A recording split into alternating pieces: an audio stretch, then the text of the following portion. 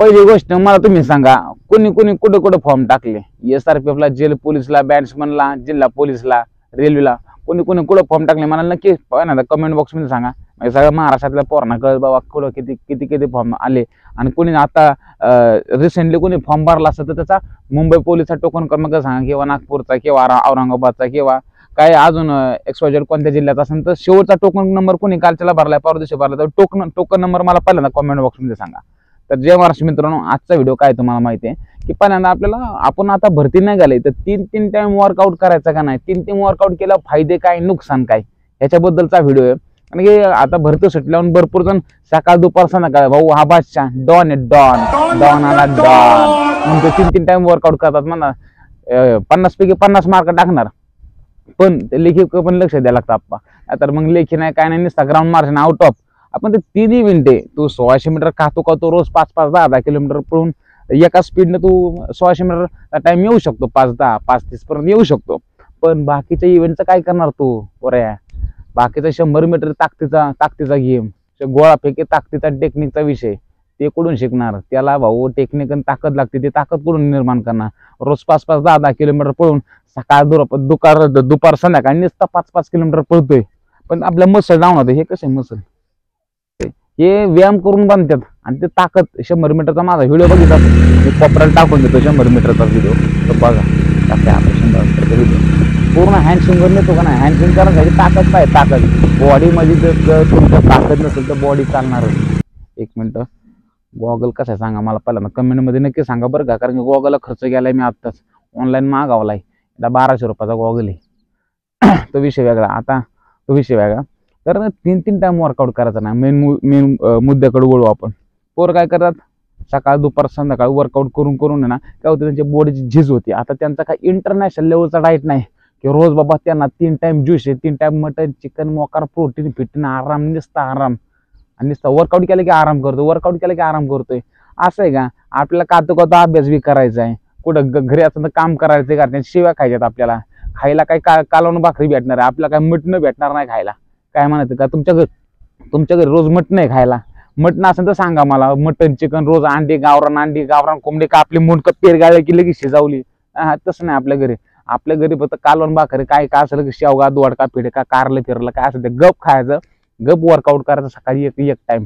तर 3 time workout केल्याने आपण समजा वर्कआउट मॉर्निंगला 1 नंबर वर्कआउट होतो. कारण की कसं रात्री झोपतो, रात्री पूर्ण रेस्ट होतो बॉडीचा, आणि आपण सकाळी एकदम फ्रेश बॉडी असते, पोटामध्ये काय नसतं. सकाळी फक्त प्री वर्कआउटसाठी एखादी केळी खाली, किंवा ब्लॅक कॉफी पिली, किंवा ओट्स खाल्लं, आणि ग्राउंडवरती आलं तर कार्ब्सचं काम करतं. कार्बोदके माहिती आहे तुम्हाला? कार्बोदके हा ताकदीचा प्रथम स्रोत आहे. त्यामुळे कार्बोदके जर आपल्या कार्बोदके आपल्या बॉडीमध्ये असेल तर बॉडी चांगली चालते. त्याच्यामुळं तुम्ही सकाळी काहीतरी खाऊन आला, आता केळीमध्ये कार्ब्स असतात, ओट्समध्ये कार्ब्स असतात, ब्लॅक कॉफीमध्ये कॅफेन असतं, त्यामुळे बॉडी पुश करतं कॅफेनने. सकाळी मॉर्निंगचा वर्कआउट खतरनाक होईल बाबा. सोमवारी काय वर्कआउट तुमचा मी 1600 मीटरचा व्हिडिओ बनवला होता. सोमवारी डेमो घातला, 400 मीटर 10 मारल्या, खाऊन 1 नंबर वर्कआउट केला. घाम बिमाला स्ट्रेचिंग केली, कूल डाऊन केलं, सूर्यनमस्कार केलं, शवासन केलं, 1 नंबर. पण त्याच्यानंतर आपल्याला डाएट करायचा आहे. डाएट केल्याच्या नंतर तो काय थोडासा नाही करायचा, तो जरा आपलं पोटभर करायचा, जेणेकरून दिवस त्याच्यामध्ये जाईल. तर तुम्ही थोडासा डाएट करून डोक्यामध्ये एकच विचार, नाही याला काय आता मला परत दुपारी पळायचं, याड्या भरती जवळ आले, 50 पैकी 50 टाकायचे, परत दुपारी पळणार. दुपारी कधी पळणार तुम्ही? 12 वाजता. आता 12 वाजता पळणार म्हणलं आपण, रात्रभर पूर्ण उपाशी आहे. परत सकाळी आपण किती खाल्ले? थोडंसं खाल्ले, परत नाश्ता थोडासा करणार. बॉडी थकती, आपल्या बॉडीला पाहिजे असतं खायला. आपण त्या टायमाला जर बॉडीला खायला नाही दिलं, आता एक उदाहरण सांगतो, आपण एखाद्या पाहुण्याच्या घरी जेवायला गेलो, आपल्याला टायमावर जेवायला नाही भेटलं, किंवा उरसाला गेलो, किंवा एखाद्या लग्नात गेलो, बाबा आपण लईतलं 1-1.5 वाजता जेवत असतो, तर 3-4 वाजता जेवल्याच्या नंतर आपली भूक मोड होते. आपल्या पोटात आपण जेवढं रेग्युलर जेवत असतो तेवढं जेवण जात नाही. तसंच बॉडीचं असतं, जेव्हा बॉडीला भूक लागते तेव्हा जर तुम्ही बॉडीला खायला नाही दिलं तर ती भूक मिटून जाते. मग ते बॉडीला आपल्याला प्रोटीनची, परत विटॅमिनची गरज असते, मिनरलची गरज असते. ते जर त्याला टायमाला नाही भेटलं तर तुमची बॉडी वीक होणार, विकनेस येणार तुमच्या बॉडीला. तुम्ही पहिले 15-20 दिवस खाऊन वर्कआउट करताना जेवढी बॉडीमध्ये ताकद आहे, पण तशी बॉडीची झीज होत जाईल, समजलं का? नंतर 15-20 दिवसानंतर आपलं वर्कआउट कमी होत जातो. नंतर तुम्हाला वाटतं अरे काय झालं काय नाही, कसं काय माझा वर्कआउट कमी व्हायला लागला, माझा टायमिंग कमी यायला लागला, मी 3 टाइम वर्कआउट करायचो तरी माझा कसं काय टाइम कमी यायला लागला, जास्त यायला लागला, मी तेवढा वर्कआउट केला नाही, देव माझ्यासोबत असंच करतो, नाही काहीतरी चुकलंच, नाही मला कोणाची नजर लागली, नाही कोणतरी लिंबू फिरवलं. अरे काय तुम्ही 3 टाइम करता, बॉडीला खायला पाहिजे ना, आराम पाहिजे ना. नुसती बांग गाडी नुसती पळावली, त्याला आराम नाही काय नाही, नुसतं पेट्रोल पळावताय, पण त्याला आरामाची ऑइलची पण गरज आहे. ऑइल म्हणजे आपल्या बॉडीतलं प्रोटीन, मिनरल, विटॅमिन ते पाहिजे बॉडीला. आता काहीच नसलं तुमची बॉडी चालणार नाही. दुपारी वर्कआउट केला, अरे जेवणार कधी? आता तुम्ही जर 12 वाजता वर्कआउट केला, 12 ते 1 पर्यंत, समजा तुमचा 3 टाइम वर्कआउट झाला, 12 ते 1 वर्कआउट केला, नंतर तुम्ही 1च्या नंतर तुमची काही घामाघूम झाला असेल तर वर्कआउट केला, त्याच्यानंतर मग तुम्ही जेवण केलं, समजा 2 वाजता जेवण केलं. 2 वाजता जेवण किती करणार तुम्ही? कारण तुम्हाला परत 5 वाजता पळायचे. 3 टाइम वर्कआउटवाल्याला सांगतो बरं का मी, तुम्हाला परत 5 वाजता पळायचे. मग 5 वाजता तुम्ही काय पळणार आहे? परत 5 किलोमीटर, परत 400 मीटरचं दार आहे पेडिशन, परत 1600 मीटर. बॉडी चालणार नाही. तुम्ही जर एवढा लोड जर बॉडीला दिला तर बॉडी तुटून जाईल ना. त्यामुळे 3 टाइम काय वर्कआउट करू नका. 3 टाइम असं तुम्हाला तोटे सांगितले, फायदे पण सांगतो तुम्हाला. फायदे काही एवढे नाहीये, तोटेच सांगतो तुम्हाला.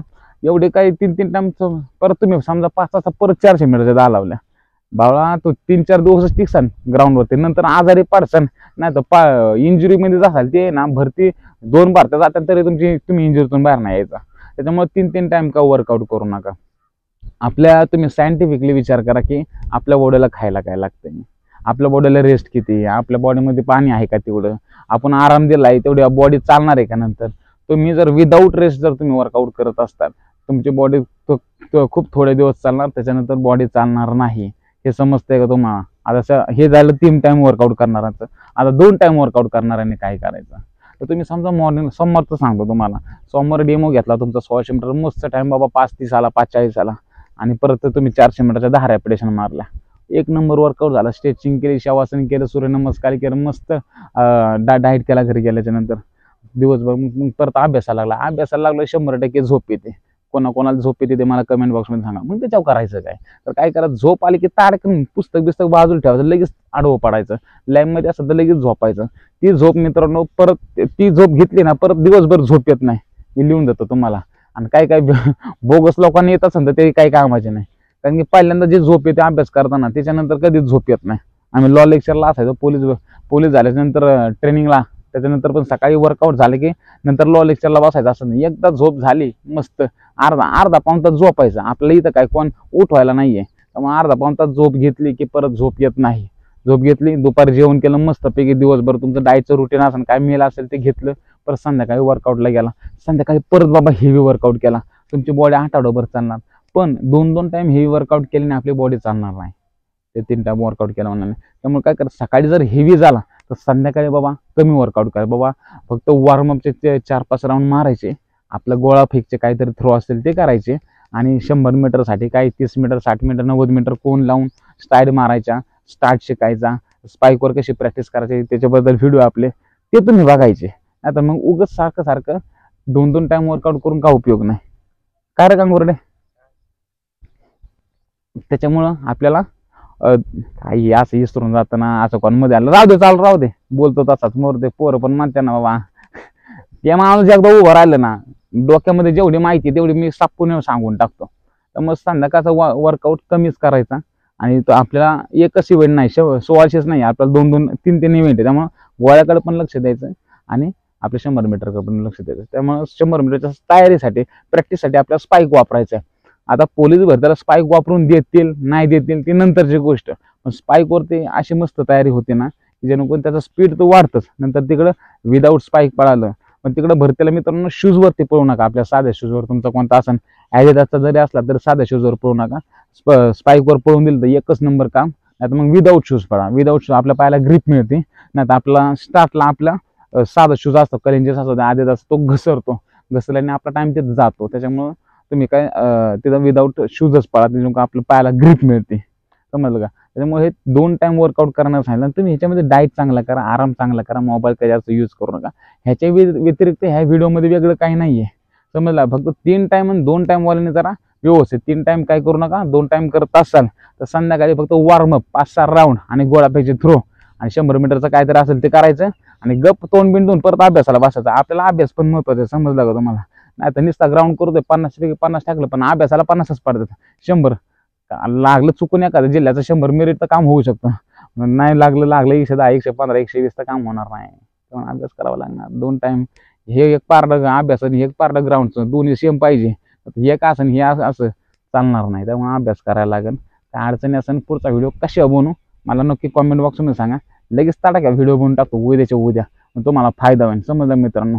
Thank you so much. जय हिंद, जय महाराष्ट्र. थांबा थांबा थांबा थांबा, आपला एक आर्मीमध्ये झालेला कार्यकर्ता निखिल मकर ट्रेनिंगला चाललाय. आता व्हिडिओ झाला तिकडून मागवणाला म्हणलं थांबा आपल्या पोरांना दाखवतो जरा.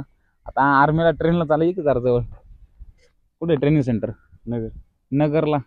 कशामध्ये निवड झाली? आर्मीमध्ये झाली ते मला हे माहिती आहे, पण म्हणलं मुलांना एक ओळख करून द्यावा याची. समजा मित्रांनो, मागच्या वर्षी आपल्याकडे होता पोलीस भरतीला थोड्या मार्काने गेला, पण तयारी सोडली नाही त्यांनी, कारण की त्याला माहिती होतं, त्याला चांगलं कळालं होतं की बाबा आपली तयारी कमी होते मागच्या. कारण की पोलीस भरतीच्या 2-3 महिन्याचा अगोदर आपल्याकडे आला होता, काही थोड्या मार्काने मुंबईला फेल झाला तो, पण तरी आपल्या अकॅडमीमध्ये कंटिन्यू थांबला तो. मग आता आर्मीचं काम झालं, आता पोलीसमध्ये पण काम होणार त्याचं, पण आता आर्मी त्याला पहिल्यापासून आवड होती. तरी आता आर्मीत जाऊन तो पहिल्यांदा तरी पोलीस भरतीचा बाबा सोडलं बाबा ग्राउंडला तर चांगलंच आहे. होय काय म्हणायचं तुला? 2 शब्द होते. लाजत आहे काय हरकत नाही. एका दिवशी पॉडकास्टवरती आपण व्हिडिओ घेऊ. तर मित्रांनो, जय हिंद, जय महाराष्ट्र. चालतंय. इथून कसं जाणार आहे? आता सध्या घरीच आहे.